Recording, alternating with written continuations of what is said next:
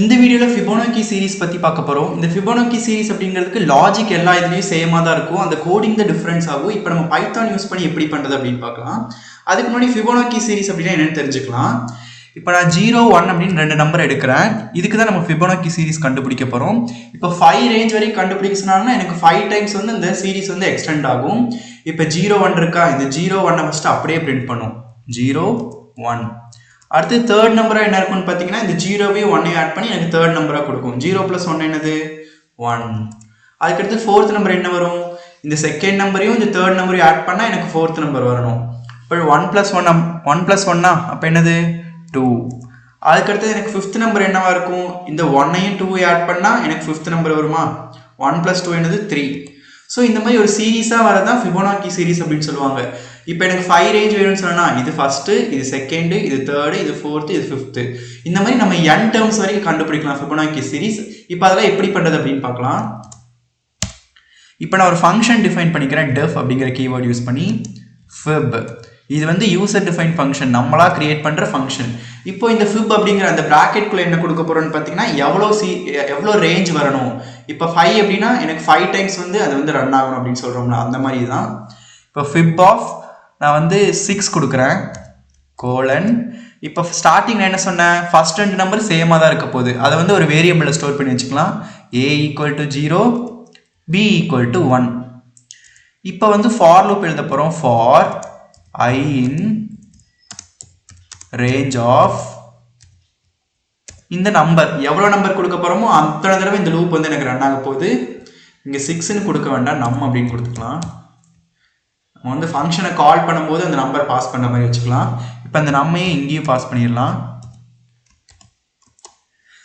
இப்போ வந்து first 2 number print ஆயிடுச்சா, சாரி இங்கே ஃபர்ஸ்ட் 2 நம்பரை பிரிண்ட் பண்ணணும். பிரிண்ட் a, b அப்படின்னு கொடுத்துக்கலாம். இப்போ அடுத்து பார்த்தீங்கன்னா இந்த 2 நம்பரையும் ஆட் பண்ணி எனக்கு பிரிண்ட் பண்ணும். அதுதானே தேர்ட் நம்பராக பார்த்தோம். 0வையும் 1ஐயும் ஆட் பண்ணால் அது வந்து எனக்கு தேர்ட் நம்பராக வருமா. அப்போ c அப்படின்னு ஒரு வேரியபிளை கிரியேட் பண்ணி a + b அப்படின்னு கொடுக்க போகிறோம். ஃபர்ஸ்ட் இந்த 2 நம்பரையும் பிரிண்ட் பண்ணிடும். அடுத்து c அப்படிங்கிற வேரியபிள் கிரியேட் பண்ணி a + b என்னது 0 + 1 கிரியேட் பண்ணி அதை c ல ஸ்டோர் பண்ணும். இப்போ நம்ம இந்த c-ஐயும் பிரிண்ட் பண்ணோம். Print c.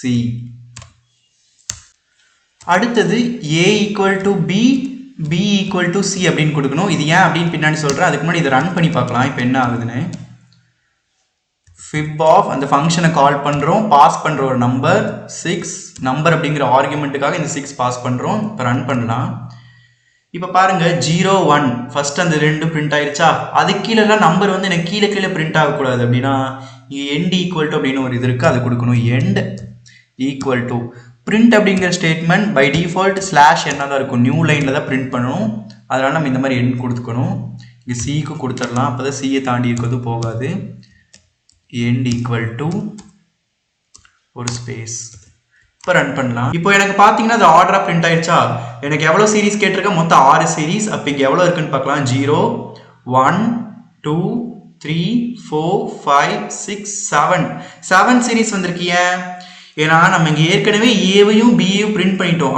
அப்போ என்னது 2 சீரீஸ் வந்து எனக்கு ஆல்ரெடி பிரிண்ட் ஆயிடுச்சு. அப்போ இங்கே கொடுக்கும்போது 2லேருந்து தான் ஸ்டார்ட் பண்ணும். 2, அந்த நம்பர். இப்போ பிரிண்ட் பண்ணுறேன்.